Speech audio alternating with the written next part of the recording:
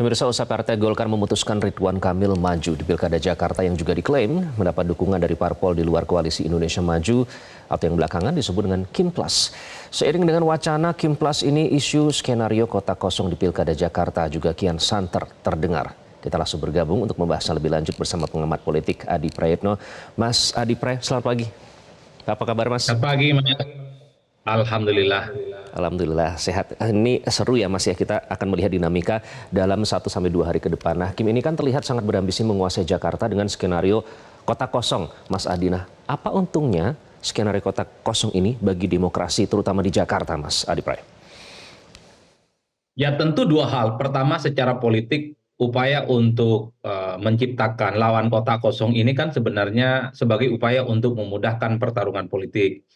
Karena banyak contoh kasus di pilkada di Indonesia ini, biasanya kota kosong itu sangat mudah untuk dikalahkan.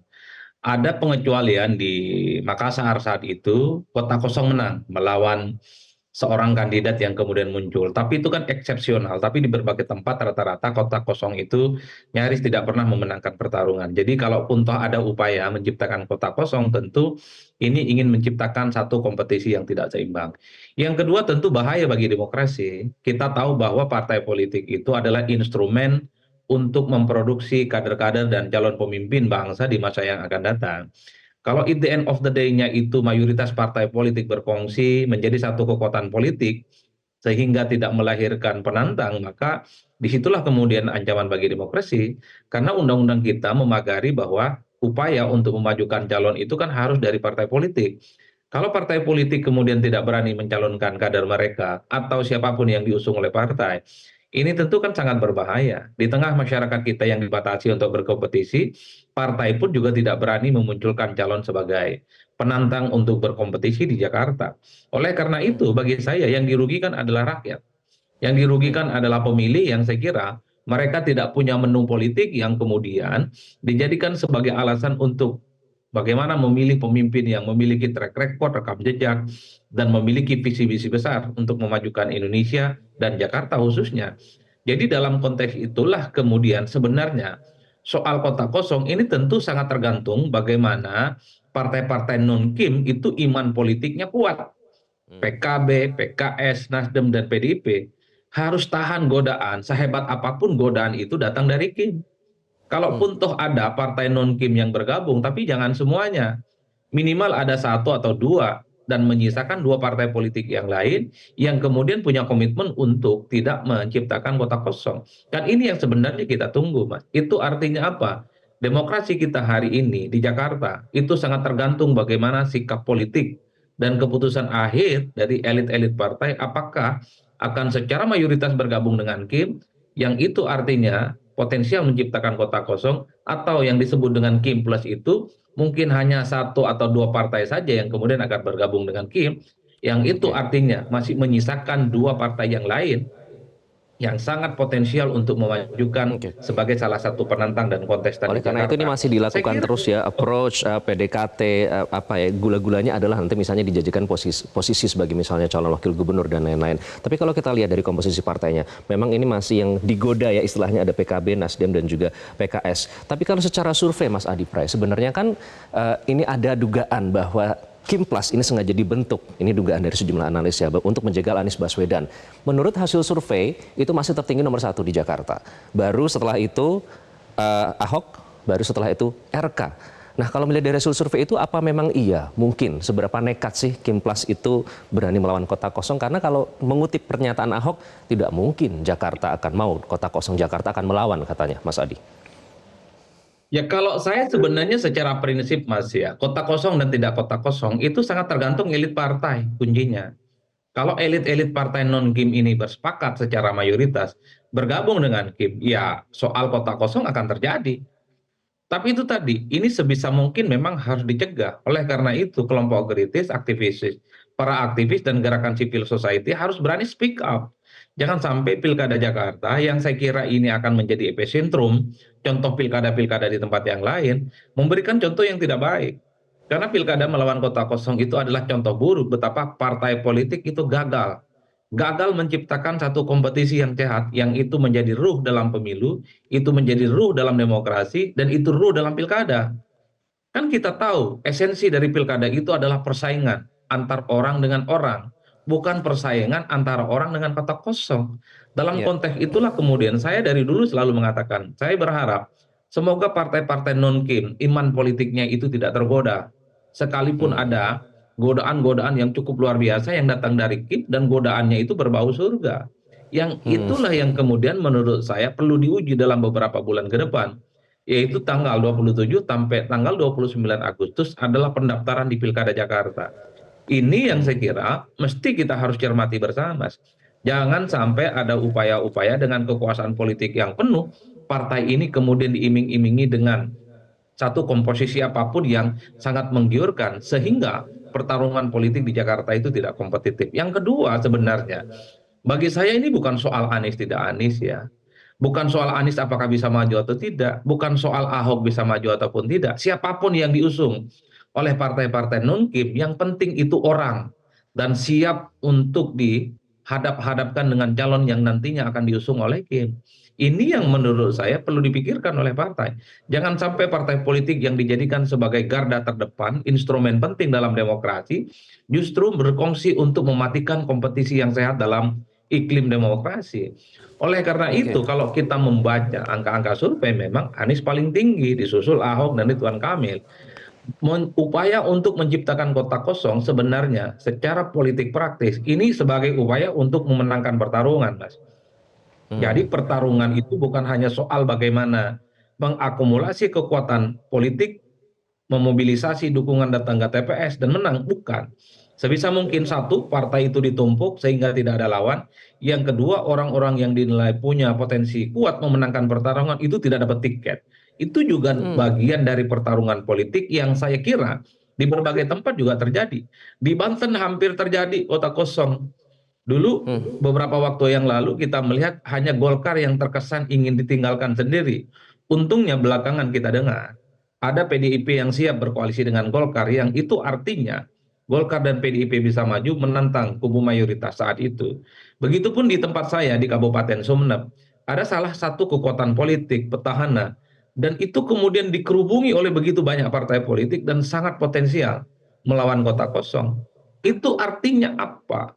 Memang dalam kompetisi dan persaingan secara terbuka, yang kita ngeri itu partai ini tidak berpikir bagaimana menyelamatkan demokrasi.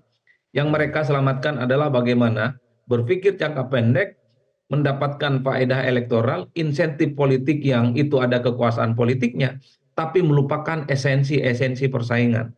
Oleh karena itu, kenapa kita siap dengan demokrasi? Kenapa kita menghadapi pemilu dan pilkada?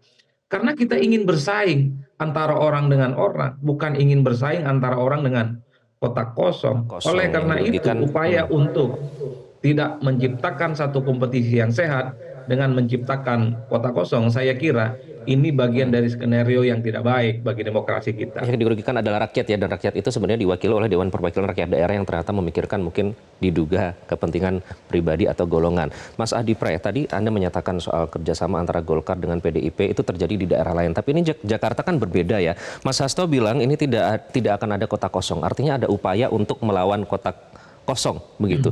Nah, bagaimana nanti Anda melihat dinamika antar parpol ini, terutama PDIP ya, ke depannya? Kan seperti dikepung begitu oleh parpol dari Kim Plus, namun sudah ada pernyataan dari Mas Hasto seperti itu.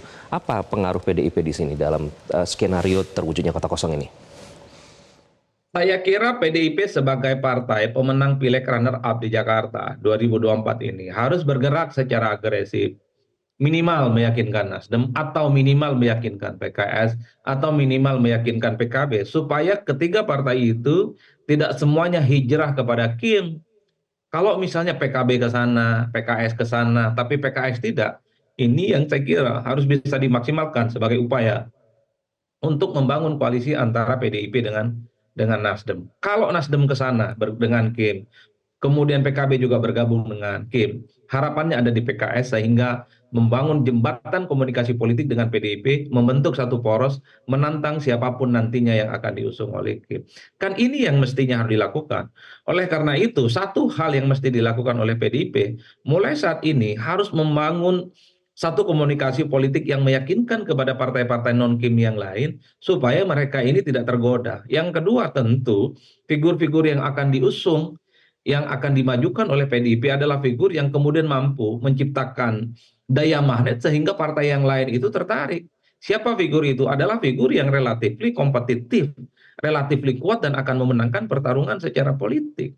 Dengan dua hal itulah saya kira, maka PDIP untuk mencegah kota kosong itu sangat mungkin akan terjadi di Indonesia. Tapi kalau kemudian hanya berdiam diri, tidak melakukan upaya-upaya konsolidasi, meyakinkan partai non-Kim yang per hari ini misalnya digoda, ya tentu ini akan menjadi sebuah sikap yang sia-sia.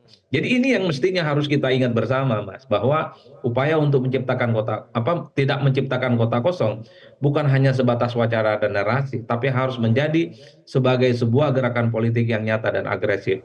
Kita sudah melihat di Sumut kok bagaimana PDIP ditinggalkan sendirian gitu ya, sekalipun tidak melawan kota kosong, tapi memborong partai di Jakarta. Ini kan mengerikannya. Karena nyaris tak ada partai politik yang bisa memajukan kadernya sendiri, termasuk PDIP dan PKS. Oleh karena itu, dikhawatirkan Kim Plus itu adalah sebagai upaya memang menciptakan kota kosong sehingga tak ada persaingan, yang terjadi adalah orang melawan kota kosong. Ini tidak sehat bagi demokrasi. Harus kita Oke. selamatkan dan kita berharap partai-partai non Kim ini masih ada upaya-upaya untuk menyelamatkan demokrasi itu sehingga sehebat apapun godaan dari Kim tidak bisa dilakukan secara maksimal. Oke, itu Anda tadi menyebut kata mengerikan ya, terutama bagi demokrasi dan juga lagi-lagi merugikan rakyat, Mas Adi. Tapi ada upaya yang dilakukan oleh Kim ya, mendekat ke tokoh yang prominence di Jakarta. Istilahnya itu dianggap cukup berpengaruh untuk mendapatkan menggali suara, mendapatkan vote getter di Jakarta, yakni dalam hal ini Rizik Syihab. Nah, apa Anda melihat misi di balik upaya yang dilakukan oleh Kim itu, Mas Adi Pray? Apakah ini berusaha lagi-lagi untuk menghabisi Anies di Jakarta? Ya saya kira memang upaya-upaya supaya orang kuat seperti Anies ya untuk tidak maju memang bagian dari persaingan politik yang dilakukan secara terbuka. Kalau tidak bisa mengalahkan Anies di TPS, minimal orang-orang yang selama ini terafiliasi sebagai supporter utama, pendukung utama Anies Baswedan itu bisa ditarik dan diajak kerjasama. Jadi misalnya pentolan-pentolan ex FPI adalah mereka yang dulu terkonfirmasi sebagai pendukung loyal Anies. Kalau skenarionya misalnya Anies itu kemudian bisa maju, maka setidaknya mesin politik yang dulu kuat mendukung Anies tidak lagi bersama Anies di 2024. Atau partai-partai politik yang selama ini sangat identik dengan Anies seperti PKS sebisa mungkin tidak bisa berjalan dengan Anies Baswedan.